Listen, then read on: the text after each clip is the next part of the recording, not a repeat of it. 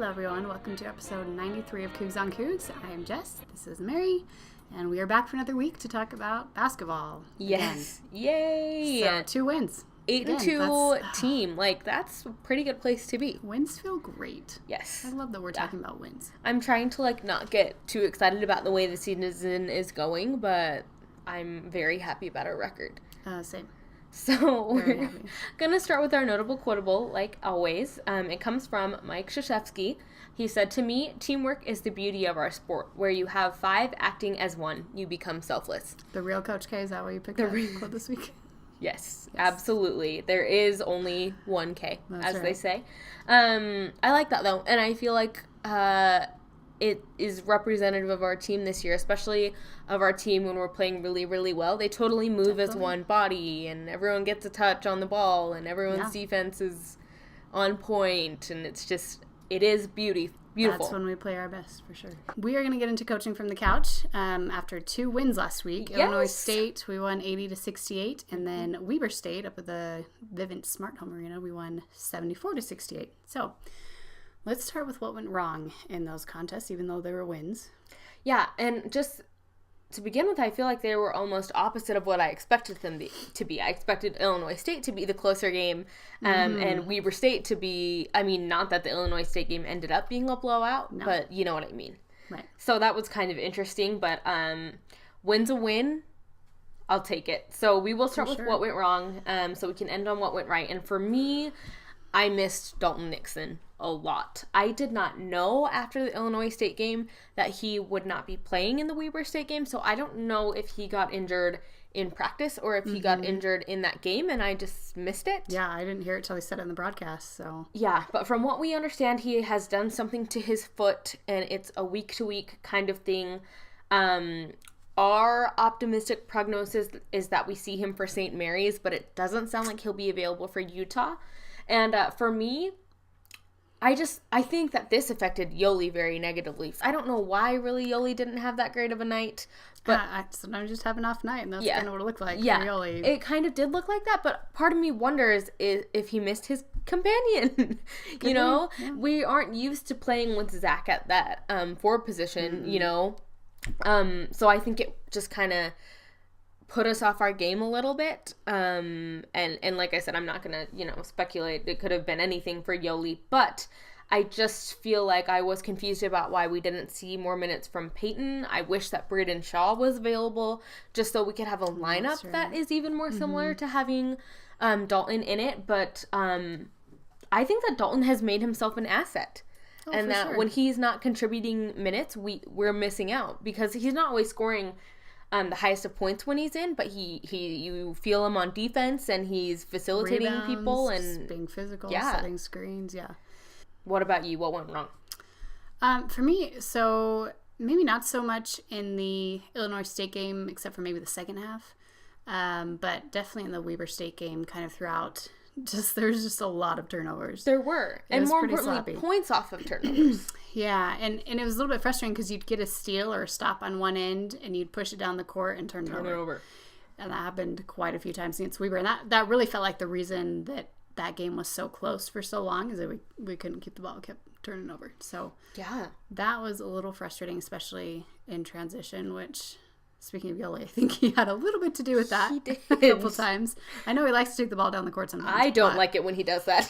Yeah, it stresses everybody out. So yeah, I know we like to slow things down a bit, but maybe if we're going to try to push it, maybe work on that a little bit. You still have to take care of the ball. Yeah, for sure.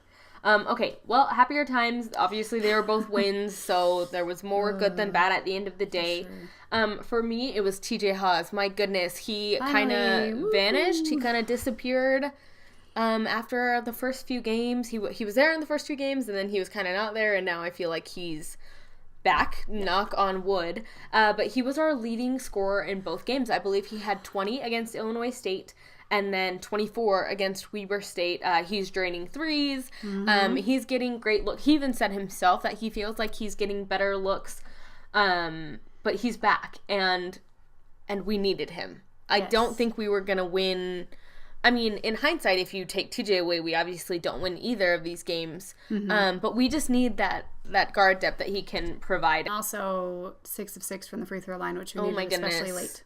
So good job, TJ. Those 4 free throws in the last minutes that kind of sealed the deal. Yeah, that's hero status. So shout out to TJ. My thing that went right, I'm going to split this up since the 2 games were so different. They were. Versus Illinois State, it was assists. I think we had 22 assists in that Illinois State game, which is a lot. So that was good. That. I mean, and especially in the beginning, that's why we won that game, was because of our start. Our start was incredible. Second half slowed down a little bit and let them get it a little too close for comfort, but pulled it out in the end. So 22 assists in that game is a number I always will take it. Absolutely. And then against Weber State, it had to be the 3-point shooting. We finally shot above 50% from 3. It was 10 of 19. TJ had 4 of 6. Elijah had 2 of 3. Yeah. McKay had 2 of 5.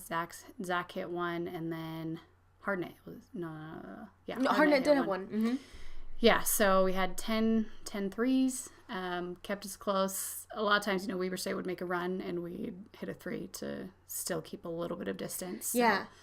That was a nice feeling. It's especially nice to be shooting well from 3-point when the other team is shooting so abysmally from 3-point. It just gives you, 3 is better than 2, so it's always going to give Illinois you State in that first that half. advantage. Yeah, oh man, that was ugly. I'm not going to feel sorry for them because they came in the second half and hit a whole bunch of them. Yeah. Nearly. But in the first half, I think they were 0 for 10 or something. Good stuff. Hope 3-point shooting is on again against Utah. I'd like to see 3-point shooting and assists on and turnovers way down against Utah this weekend. Amen. Hope we're just firing on all cylinders. Please. All right, Talk the Town this week. We are going to start with some recruiting news for BYU football. Yes. So, 2018 quarterback recruit Stacy Connor from Texas had committed to UNLV, decommitted from there, and now is committed to BYU. It's a big deal. It is a big deal. So he had his official visit over the weekend and decided to make it official. So it'll be exciting. That's pretty impressive considering we do not have an offensive coordinator or quarterbacks coach right now. That we know of. Maybe he knows something. I'm sure he probably does know something we don't. But hopefully it'll be a good fit for him and he will be here this coming season. Yeah, I think he's enrolled for January and will be competing in spring ball. So yeah, it's really fun to have these recruits that you get to see immediately instead of the ones that you have to wait 2 years for. So yeah, and I think he's advertised as a pocket passer, but I think he can do both. He is. He's pocket passer, but yeah, he's supposedly pretty mobile, which is not. Obviously Taysom, but it's been the offense we've kind of been going away from. So I don't know if they're gonna. We'll see. It'll be interesting. But either way, it's good to be getting that kind of talent. So Stacy, we are excited to have you. Okay, in NFL news.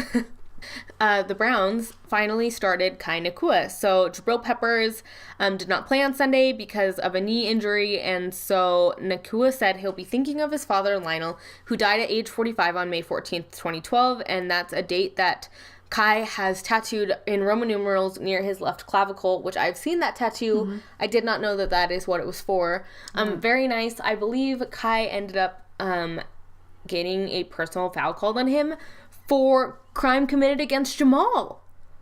Oh. Yeah, so I'm not sure. I didn't see that game. It didn't get broadcast in our area. But, Cougar on Cougar. Haha.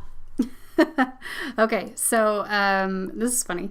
Squally Canada tweeted out that he started Jamal Williams 3 straight weeks on his fantasy team. And he says, and this man been winning every game for me. I love it. Because Jamal is killing it with the Packers. Mm-hmm. He's winning people fantasy games left and right. I love that Squally has him on his fantasy team. That's so good. And I read in one of... didn't.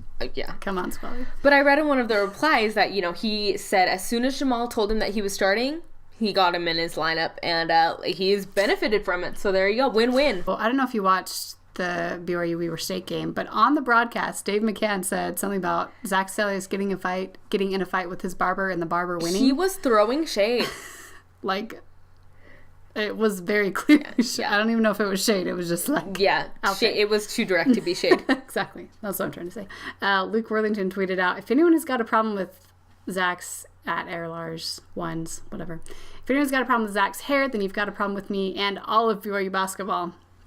Which I thought was funny. I don't know if you saw, but Zach was retweeting stuff people were saying about him. Zach about his hair. Will always retweet stuff if you mention him usually. I did not see his retweets, but I did see a lot of tweets It was not well received. Is it the worst BYU basketball haircut, though? I'm not even sure it's top 5. No. And that's what Zach Hicken tweeted, and he compared Zach's hair to Kyle Collinsworth's hair, and I was you need to slow your roll. No. Different leagues. Yeah, it wouldn't make our power ranking bottom 5. No, I don't think so. This reminds us, we will need to do power rankings for updated hair this rankings, season. For sure.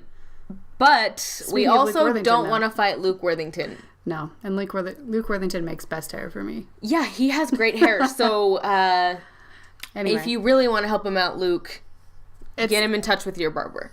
For sure. It's nice that he has his back, though.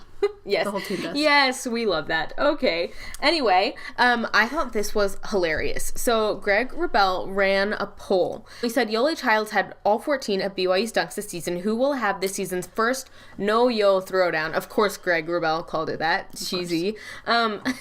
His options were Luke Worthington, TJ Haws, Elijah Bryant, or other. Most people voted for Elijah Bryant.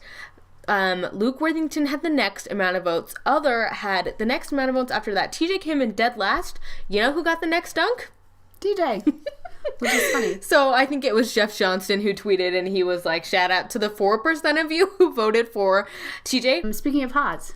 Yes. So this is news from the Tyler Haws family. They announced that their baby is a girl. Yeah. So coming in April. So cute picture with so them. She, baby Haws, and baby Fredette Wesley can be on the same girls basketball team. Sure. That'll be fun. We'll take it. It's been fun seeing Tyler around. So he's, back in Utah, at least for the time being. He was at the Greg Wrubell show to support TJ. Oh, yes. He was up at the Vivint Smart Home Arena. I'm sure he was at the Illinois State game. So yeah. Fun to have him here.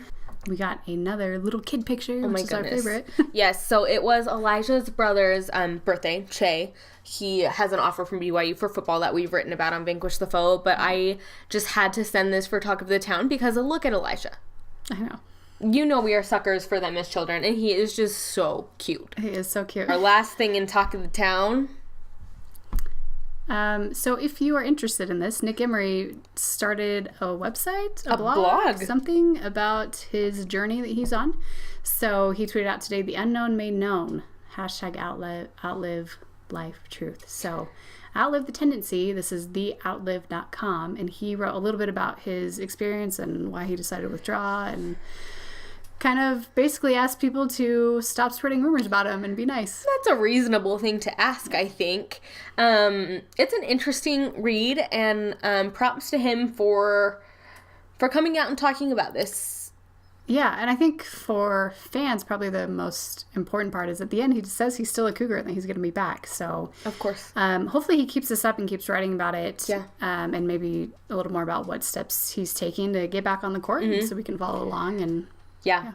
Make of it what you will, but if nothing else, heed his advice to not gossip about his situation. We owe him at least that, right? And I hope that he'll be with us in spirit, if not in person, for this game against Utah. I saw someone tweet and say it would be funny if he could somehow get right behind Coach Kraskowiak on the bench and, heckle him. It would be amazing. So, we will miss him Saturday. We miss him just this season period. So as for our first sponsor, it has to be Safety First. Russell Namfam shared this moment so that you could look back at the best of those Safety First tweets that came out during that eventful year. Yep. Never forget Safety First. I expect there to still be many a hard hat in the rock. And that's not safe, chance, and whatnot. Our second sponsor is John Denny and his off-the-field talent of playing the violin. So you can go vote for him. This is on Sports Illustrated. So go vote for John Denny. Yeah, former Cougar, shreds on the violin. Yeah. It's pretty cool. Pretty awesome. He shows in the video he can play at your wedding. He can play hymns. He can play lots of varieties. So Cougar fans, go Jimmer this voting for him. There you go. May you always stay loyal to the white and blue. For Jess, I'm Mary. We'll see you next week. #BeatUtah.